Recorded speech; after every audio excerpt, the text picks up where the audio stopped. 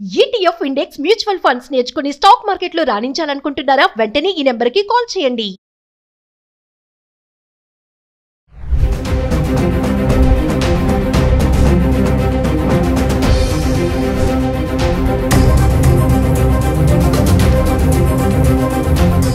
Sir నమస్కారం sir. Sir ఈరోజు చూసుకుంటే చాలా విషాద సంఘటన ఒకటి చోటు చేసుకుంది.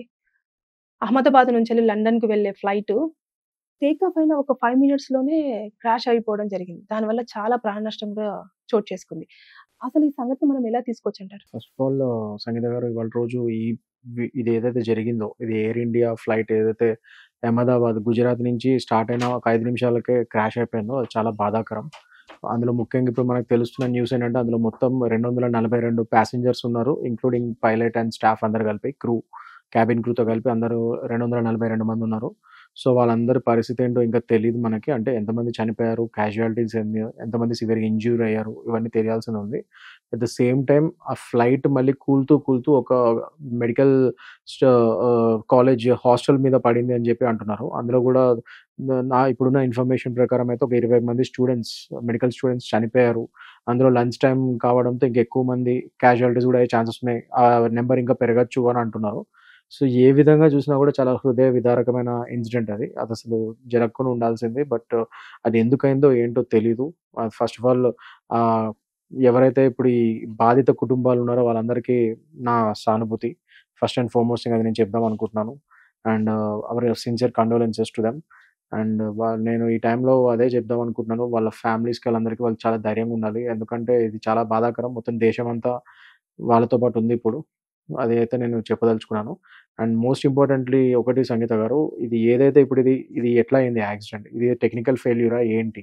అన్నది ఇన్వెస్టిగేషన్ చేయాల్సి ఉంది. సో దానికి మన దేశంలో ఏఐఐబీ అని ఉంది. అంటే ఎయిర్‌క్రాఫ్ట్ ఇన్వెస్టిగేషన్ బ్యూరో అని చెప్పి ఉంటది ఏఐఐబీ. సో వాళ్ళు ఏంటంటే ముఖ్యంగా ఇలాంటి ఫ్లైట్ యాక్సిడెంట్స్ వాటి మీద ఇన్వెస్టిగేషన్ కోసం సెపరేట్ ఏజెన్సీ ఉంది మనకి బ్యూరో. సో వాళ్ళు ఇప్పుడు ఏఐఐబీ ఆల్రెడీ దీని మీద ఇన్వెస్టిగేషన్ ప్రారంభించారు. సో తొందరలోనే మనకు ఎగ్జాక్ట్‌గా అసలు ఏమైంది? ఎలా అయింది యాక్సిడెంట్? అసలు ఇది మామూలు యాక్సిడెంటా? లేకపోతే ఇంకేమన్నా కారణాలా? ఏంటనేది వాళ్ళు ఇన్వెస్టిగేషన్‌లో వాళ్ళు తెలుసుకుంటారు. సో అది అప్పటి వరకు మనం వెయిట్ చేయాలి. అంటే సార్ మనము ఎప్పుడైనా సరే ఫ్లైట్ ఒకటి ఫ్లై అయ్యే టైంకి మొత్తం ముందు చెక్ చేస్తారు కదా! చెక్ చేసిన తర్వాత వాళ్ళు సర్టిఫై చేసుకుంటారు కదా! ఓకే. ఈ ఫ్లైట్ ఖచ్చితంగా మనం ఇప్పుడు తీయొచ్చు. దీనితోని మనకెలాంటి ప్రాబ్లమ్ లేదనుకున్నాకనే కదా! అన్ని చెక్ చేసిన తర్వాతనే మనకి ఫ్లై అయిన ఒక 5 మినిట్స్‌లోనే అంత ఇదిగా అయింది అనంటే అక్కడ చెకింగ్ సరిగ్గా జరగలేదంటారా? ఎగ్జాక్ట్‌లీ. దాని మీదే ఇప్పుడు ఇవాళ రోజు ఏఐఐబీ వారు ఇన్వెస్టిగేషన్ చేసి అసలు నిజంగా ఏమైంది? నిజంగా టెక్నికల్ ఫెయిల్యూర్ అయితే జనరల్లీ మీరన్నట్టు అన్ని ఫ్లైట్స్ చెక్ చేసిన తర్వాతే ఆ టేక్ ఆఫ్‌కి రెడీ అవుతాయి. They have to give the certain certification. ఆ ఇంజినీర్ గాని, వాళ్ళు గాని వీళ్ళందరూ చెక్ చేసి అదంతా ఓకే అంటేనే అవి టేక్ ఆఫ్ అయితది. ఎప్పటికప్పుడు రెగ్యులర్ ఏ ఫ్లైట్‌కి ఆ ఫ్లైట్ ఆ స్పాన్‌లో ఎప్పుడైతే నెక్స్ట్ ఫ్లైట్ ఉందో ఈ లోపల ఏదైతే ఫ్లైట్ టేక్ ఆఫ్ అవుతుందో ఆ ఫ్లైట్‌ని ఖచ్చితంగా వాళ్ళు అన్ని చెక్ చేసిన తర్వాత టేక్ ఆఫ్‌కి రెడీ అవుతదది. సో అలాంటప్పుడు మరి టేక్ ఆఫ్ అయిన కొంచెంసేపటికే అది క్రాష్ అయింది అంటే నిజంగానే దానిలో ఇన్వెస్టిగేషన్ చేయాల్సిన అవసరం ఉంది. అది ఒక సంస్థ ఫెయిల్యూరా? మరి అది ఎయిర్‌క్రాఫ్ట్ నడిపిస్తున్న ఒక సంస్థ ఫెయిల్యూరా? లేకపోతే అందులో ఒక క్యాబిన్ ఆర్ క్రూ ఫెయిల్యూరా? లేకపోతే పైలట్ ఏమన్నా ఏదైనా ఇష్యూ అయ్యి లేకపోతే పైలట్ దగ్గర క్యాబిన్‌లో ఏమైనా ఇష్యూ అయిందా? లేకపోతే పైలట్ వారు సడెన్‌గా ఏదో ఒక టెక్నికల్ ఫెయిల్యూర్ వల్ల ఏమైనా చేయలేకపోయారా? ఇలాంటివన్నీ మనకి ఏఐబీ అనే సంస్థ ఇవాళ రోజు వాళ్ళు ఇన్వెస్టిగేషన్ చేస్తే గానీ అందులో మనకి బ్లాక్ బాక్స్ అని కూడా ఒకటి ఉంటది ఫ్లైట్‌లో. సో ఆ బ్లాక్ బాక్స్ ద్వారా కూడా అసలు వాళ్ళు లాస్ట్‌లో ఏం జరిగింది? ఆ క్రాష్‌కి ముందు ప్రయాణికులు గాని, ఆ పైలట్ గాని వీళ్ళందరూ ఏమైనా మాట్లాడుకుంటే అవన్నీ అందులో రికార్డ్ అవుతది. ఆ బ్లాక్ బాక్స్‌లో. సో అది కూడా తీసి దాని ద్వారా కూడా ఇన్వెస్టిగేషన్ చేసే ఛాన్సెస్ ఉన్నాయి ఇక్కడ. ఏదైతే మొత్తానికి ఏఐబీ వాళ్ళు త్వరగా ఒక ఇన్వెస్టిగేషన్ చేసి దీని మీద ఒక రిపోర్ట్ అయితే ఇస్తారు. అప్పుడు గాని మనం అందరం క్లియర్‌గా చెప్పలేము అసలు ఏమైంది ఏంటి అని. సో దాని మీద మనం ముందు మాట్లాడటం కూడా బాగోదు. అది వాళ్ళు ఏఐబీ వాళ్ళు ఒక ఇన్వెస్టిగేషన్ రిపోర్ట్ ఇస్తే దాని ప్రకారం మనం బేరీజ్ అంటే ఎక్కువగా ఆ ఫ్లైట్‌లో మన ఇండియన్స్ వాళ్ళే ఎక్కువగా ఉన్నారని చెప్పేసి విన్నాం సార్. 169 మెంబర్స్ మన ఇండియన్ వాళ్ళే ఉన్నారు. సో అదంతా కూడా చూసుకున్న ఇంకా మిగతా అదర్ కెనడియన్ వాళ్ళున్నారు, పోర్చుగీస్ వాళ్ళున్నారు. ఇట్లా చాలా మంది ఉన్నారు కదా! ఇప్పుడు ఈ క్వెషన్ అడగొచ్చో అడగరాదో కానీ నష్టపరిహారం అనేది ఎవరు చెల్లించే అవకాశం ఉంది? గవర్నమెంటా? లేకపోతే ఎయిర్ ఇండియా వాళ్ళా? ఎవరు ఇస్తారు? దట్స్ ఎ గుడ్ క్వెషన్ అండి. ఇప్పుడు ఫస్ట్ అండ్ ఫార్మోస్ట్ థింగ్ మనది ఏంటంటే మన దేశంలో ఇది ఇంటర్నేషనల్ ఫ్లైట్స్‌కి ఇది మాంట్రియల్ కన్వెన్షన్ 1999 అని చెప్పి ఒక ట్రీటీ ఉంది. సో ఆ ట్రీటీని మన భారతదేశం కూడా సైన్ చేసింది.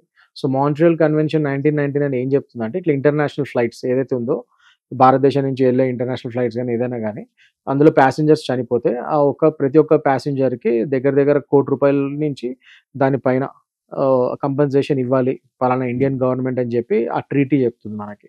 సో ఇప్పుడు ఇంటర్నేషనల్ ప్యాసింజర్స్ ఎవరైనా ఉన్నా కూడా వాళ్ళ ఫ్యామిలీస్కి మన గవర్నమెంట్ పే చేయాల్సి వస్తుంది డెఫినెట్గా ఈ మాంట్రియల్ కన్వెన్షన్ 1999 ట్రీటీ ప్రకారంగా. అండ్ ఎవరైతే మన దేశస్తులు ఉన్నారో వాళ్ళకి కూడా పే చేయాల్సి వస్తుంది ఇండియన్ గవర్నమెంట్ ప్రకారం అయితే.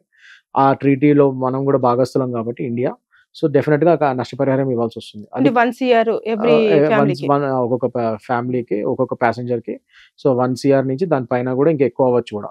అంటే ఇందులో మళ్ళీ మనకి చాలా ఫ్యాక్టర్స్ బేరీజ్ వేసుకోవాలి. అంటే కస్టమర్ క్లయింట్ ఎవరైతే కస్టమర్ చనిపోయారో అతని ఏజ్, అతని రిటైర్మెంట్ అయిన యంగ్ ఏంటి ఆయన ఎడ్యుకేషన్ క్వాలిఫికేషన్ నుంచి అన్ని ఫ్యాక్టర్స్ ని బేరీజ్ వేసుకొని అతని ఇన్కమ్ ఎంత ఉండేది ఏంటి దాని ప్రకారం కూడా కంపెన్సేషన్ పెరగచ్చు, ఇంకా అవి కూడా చేయొచ్చు, అంటే తగ్గచ్చు కూడా. ఒకే ఫ్యామిలీ నుంచి ఒక్కొక్కసారి ఒకరు కాకుండా 2-3 ఉంటారు, వాళ్ళకి కూడా అంటే ఫ్యామిలీలో ఎంతమంది చనిపోయినా ఇస్తారా, ఒక ఫ్యామిలీలో ఒక్కరిని మాత్రమే చూస్ చేస్తారు పర్ హెడ్ అది పర్ పర్సన్ అది. సో ఎంతమంది చనిపోతే అంతమంది ప్రకారం కంపెన్సేషన్ ఉంటుంది. సో ఇలా చాలా ఫ్యాక్టర్స్ ఉంటాయి. నేను చెప్పినట్టు ఎడ్యుకేషన్ క్వాలిఫికేషన్స్, వాళ్ళ ఏజ్ అవి కూడా బేరీజ్ వేసుకొని దాని ప్రకారం కూడా కంపెన్సేషన్ పెరగచ్చు, తగ్గచ్చు, అదొకటి. ఇంకోటి ఇప్పుడు ఏదైతే సంస్థ, ఇప్పుడు ఫర్ ఎగ్జాంపుల్ ఇది ఎయిర్ ఇండియా ఫ్లైట్ కాబట్టి ఎయిర్ ఇండియా వారిది కూడా ఇక్కడ లయబిలిటీ ఉంటుంది. ఒకవేళ వాళ్ళ టెక్నికల్, ఎందుకంటే వాళ్ళ ఫ్లైటే, సో వాళ్ళ టెక్నికల్ ఫెయిల్యూర్ వల్ల అది క్రాష్ అయింది కాబట్టి డెఫినెట్ గా ఇక్కడ ఎయిర్ ఇండియా కూడా డెఫినెట్ గా they have to also compensate along with the government, అదొకటి. అండ్ ఇంకోటి ఏంటంటే సంగీత గారు, ఇక్కడ ఇన్సూరెన్స్ కూడా ఒకటి ఉంటుంది. ఇన్సూరెన్స్, ట్రావెల్ ఇన్సూరెన్స్ అని ఉంటుంది. వాళ్ళ రోజు ఏంటంటే ప్రతి చోట మీరు ట్రైన్ కానీ ఫ్లైట్స్ కానీ ఏది బుక్ చేసుకున్నా ఈ ట్రావెల్ ఇన్సూరెన్సెస్ కూడా అడుగుతున్నారు వాళ్ళు టికెట్స్ బుక్ చేసుకున్నప్పుడు. సో ఇట్స్ బెటర్ మీరు ఆ ట్రావెల్ ఇన్సూరెన్స్ కూడా తీసుకుంటే, సో డెఫినెట్ గా ఇన్సూరెన్స్ కంపెనీ కూడా ఈ అదనపు ఈ కంపెన్సేషన్ తో పాటు ఇన్సూరెన్స్ కూడా కంపెన్సేషన్ పే చేయాల్సి ఉంటుంది అప్పుడు ట్రావెల్ ఇన్సూరెన్స్ ఉంటే మనకి. సో ట్రావెల్ ఇన్సూరెన్స్ ప్రకారంగా ఆ ఇన్సూరెన్స్ వాళ్ళు సేమ్ ఇదే నేను చెప్పిన ఫ్యాక్టర్స్ ప్రకారం బేరీజ్ వేసుకొని ఏ విధంగా చనిపోయారు ఏంటి చూసుకొని దాని ప్రకారం ఆ ఇన్సూరెన్స్ కవరేజ్ కూడా అవుతుంది వాళ్ళకి ఫ్యామిలీ. ఓకే, ఇప్పుడు మనకు ఫ్లైట్ లో ఉన్న 242 మెంబర్స్ గురించి మీరు క్లారిటీ ఇచ్చారు. అలాగే ఇప్పుడు మెడికల్ ఏదైతే స్టూడెంట్ హాస్టల్స్ ఉన్నాయో దాంట్లో 20 మెంబర్స్ అన్నారు. ఇంకా ఎక్కువగా కూడా మనకు అది క్లారిటీగా నెంబర్ కూడా ఇప్పటి వరకు ఎక్స్పోజ్ అవ్వలేదు. సో అలా వాళ్ళకు కూడా నష్టపరిహారం చెల్లించాలా, బిల్డింగ్ కానివ్వండి ఇవంతా ఉంటుంది కదా, దాన్ని ఎట్లా తీసుకోవాలి? డెఫినెట్లీ అండి, వాళ్ళు దానికి కూడా ఖచ్చితంగా నష్టపరిహారం చెల్లించాలి. ఐదర్ గవర్నమెంట్ కూడా ఎక్స్గ్రేషియా వాళ్ళకి ప్రకటించాలి ఫస్ట్ అండ్ ఫార్మోస్ట్, అది మన నైతిక బాధ్యత. అట్ ద సేమ్ టైం ఆ చనిపోయిన వాళ్ళ కుటుంబాలకి ఇప్పుడు ఇక్కడ నేను చెప్పినట్టు ఒక ఎయిర్ ఇండియా సంస్థ వల్లనే ఫెయిల్యూర్ అయ్యి వాళ్ళ టెక్నికల్ గ్లిచ్ వల్ల వాళ్ళ టెక్నికలిటీస్ ఫెయిల్యూర్ వల్లనే ఒక యాక్సిడెంట్ అయితే, సో డెఫినెట్ గా ఎయిర్ ఇండియా కూడా బాధ్యత తీసుకోవాలి. కాబట్టి ఆ చనిపోయిన కుటుంబాలు వాళ్ళ ఫ్లైటే ఆ బిల్డింగ్ మీద పడి 20 మంది చనిపోయారు కాబట్టి ఇంక ఇప్పుడు వరకు అయితే 20 మంది అని తెలుస్తుంది, ఇంకా నెంబర్స్ కూడా పెరగచ్చు. సో ఎంతమందికి ఎన్ని క్యాజువాలిటీస్ అయితే అంతమంది ఎంతమంది చనిపోయారో దాన్ని బట్టి గవర్నమెంట్ ఎక్స్గ్రేషియాతో పాటు ఎయిర్ ఇండియా వాళ్ళు కూడా కంపెన్సేషన్ ఇచ్చే ఛాన్సెస్ కూడా ఉన్నాయి. సో ఇవన్నీ ఏంటంటే ఫ్యూచర్ లో మనకి ఇప్పుడు ఏంటంటే ఇప్పుడే అయింది కాబట్టి accident, based on the AIB report, ఈ ఎయిర్ క్రాఫ్ట్ ఇన్వెస్టిగేషన్ బ్యూరో వాళ్ళ రిపోర్ట్ ఇన్వెస్టిగేషన్ నడుస్తుంది కాబట్టి వాళ్ళ ఇన్వెస్టిగేషన్ ఏదైతే రిపోర్ట్ ఇస్తారో ఆ రిపోర్ట్ బట్టి అసలు కంపెన్సేషన్ అసలు ఎవరు లయబుల్ ఏంటి అన్నది దాని ప్రకారం క్లియారిటీగా మనకు తెలుస్తుంది. నాకు తెలిసినంత వరకు అయితే ఇప్పుడు ఈ ఓవరాల్ గా బర్డ్స్ ఐ వ్యూలో ఇప్పుడు మనం చూస్తున్న ప్రకారం అయితే మాత్రం డెఫినెట్ గా ఫ్లైట్ క్రాష్ అవడం వల్ల చాలా మంది చనిపోయారు కాబట్టి ఎయిర్ ఇండియా వాళ్ళు కంపెన్సేట్ చేయాలి.